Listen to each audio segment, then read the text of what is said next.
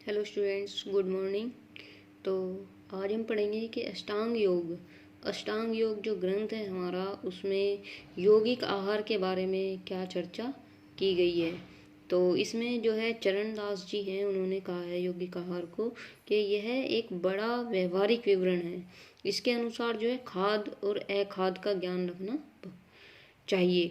कम मात्रा में चिकनाई युक्त सात्विक भोजन करना तथा अपने भोजन की मात्रा का 1/4 छोड़कर पेट का 3 भाग ही भोजन एवं पानी से भरना यौगिक आहार है। वानप्रस्थ या सन्यासी को मात्र 16 ग्रास, गृहस्थ को 32 ग्रास और ब्रह्मचारी को जितनी से शक्ति बनी रहे उतना ही भोजन लेना चाहिए। तो इस तरह से जो है अष्टांग योग में आहार के बारे में कहा गया है कि 4 हमारे आश्रम होते हैं कि जो है संन्यास, वानप्रस्थ, गृहस्थ और ब्रह्मचर्य। तो इस तरह से इसमें बताया गया है। तो इस अब आगे हैं कि सन्यासी के लिए जो है मात्र 16 ग्रास ही उन्होंने बताया है और गृहस्थ के लिए 32 ग्रास बताया। ब्रह्मचारी को जितनी उसकी शक्ति है, मतलब जितने में उसको शक्ति मिल सकती है उतना भोजन करना चाहिए। और वानप्रस्थ और सन्यासी को मात्र 16 ग्रास। और फिर है कि दूसरी, नींद कम तथा श्वास की मात्रा कम होनी चाहिए।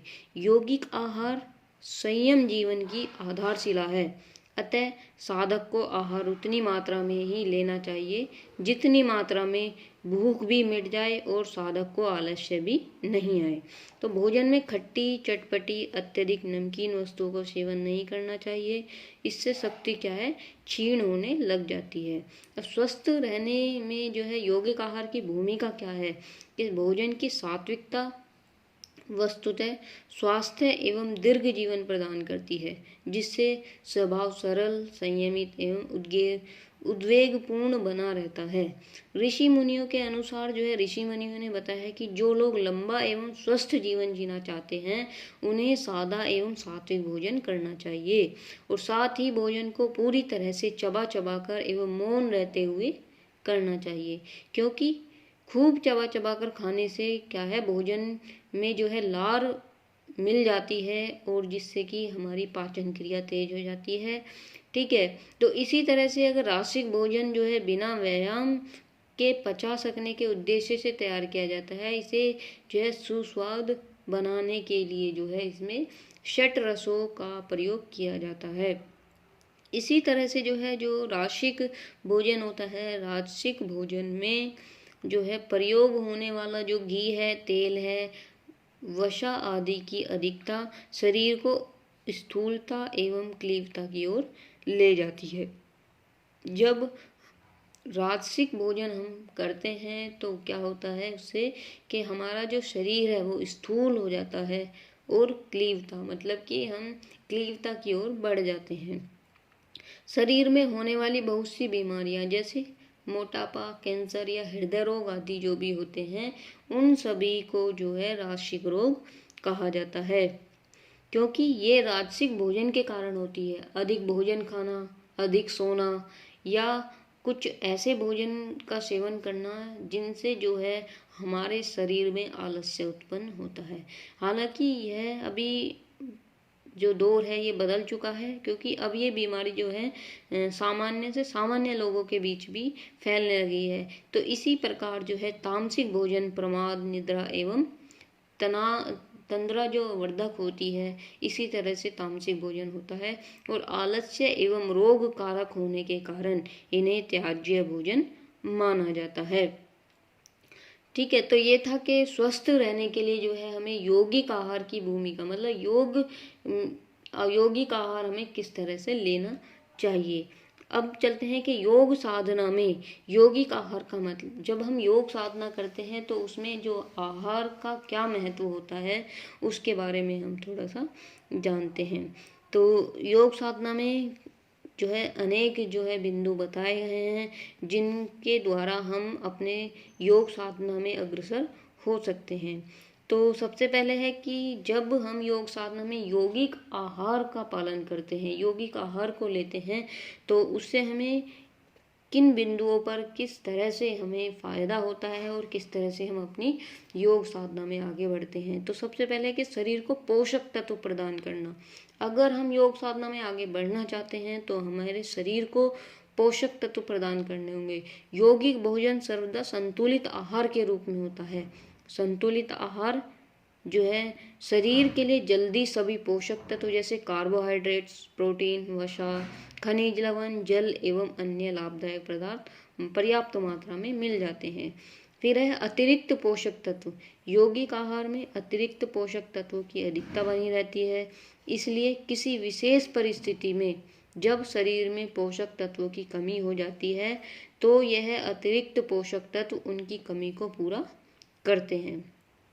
फिर है शरीर निर्माण एवं बुद्धि हेतु आवश्यक। किस ये जो यौगिक आहार होता है हमारा शरीर निर्माण के लिए एवं बुद्धि के लिए किस तरह से आवश्यक होता है। शरीर संवर्धन की दृष्टि से जो है यौगिक आहार की भूमिका जो बहुत ज़्यादा महत्वपूर्ण होती है, क्योंकि यौगिक आहार संतुलित आहार की दृष्टि से प्रचुर एवं प्राकृतिक रूप में समृद्धशाली होता है और शरीर निर्माण एवं वृद्धि में इसकी भूमिका महत्वपूर्ण हो जाती है। फिर है कि शारीरिक क्रियाओं का सुचारू संचालन करना, कि जिस प्रकार किसी विद्युत उपकरण को चलाने के लिए जो है बिजली की आवश्यकता होती है, उसी प्रकार से जो है शरीर के सुचारू संचालन हेतु जो है भोज्य पदार्थों की आवश्यकता होती है। और यौगिक आहार में इस संदर्भ में जो है ये भूमिका अदा की जाती है कि अगर हमें अपने शरीर को चलाना है तो हमें जो है भोज्य पदार्थों की आवश्यकता पड़ेगी ही। फिर है शरीर की सुरक्षा के लिए।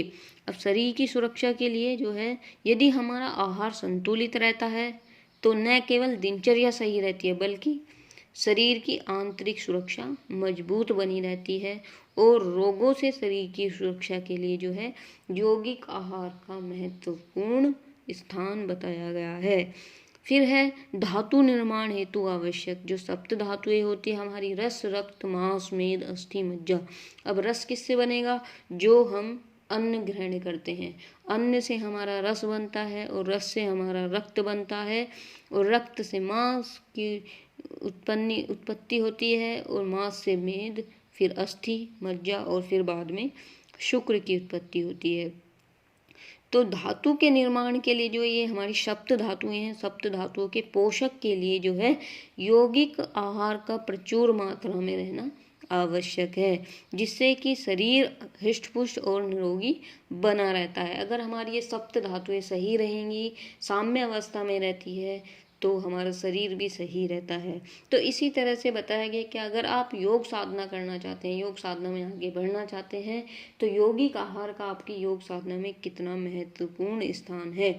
तो इसी तरह से जो है जब हम योग साधना में अग्रसर होते हैं, योग साधना का अभ्यास करते हैं, तो यौगिक आहार के द्वारा हमारे शरीर को इस तरह की जो है मजबूती मिलती है, जैसे कि शरीर को पोषक प्रदान करना शरीर निर्माण एवं बुद्धि के लिए आवश्यक होता है।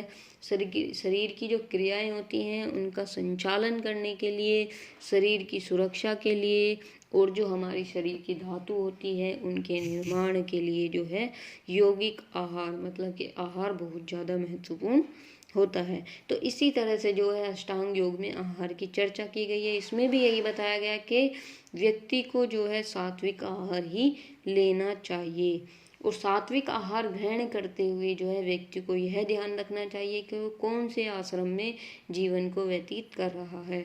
अगर ब्रह्मचर्य आश्रम है तो जितनी उसे ऊर्जा चाहिए उतना भोजन ग्रहण करता है और जो गृहस्थ है उसके लिए 32 ग्रास बताए गए हैं और जो वानप्रस्थ या सन्यासी हैं उनको मात्र 16 ग्रास ही भोजन करना चाहिए। बाकी का जो बचा हुआ हमारे पेट का हिस्सा होता है उनको हवा और जल के लिए जो है छोड़ देना चाहिए। तो इसी तरह से जो है अष्टांग योग में जो है आहार की चर्चा की गई है। तो आज की चर्चा जो है हमारी यहीं पर समाप्त होती है। धन्यवाद।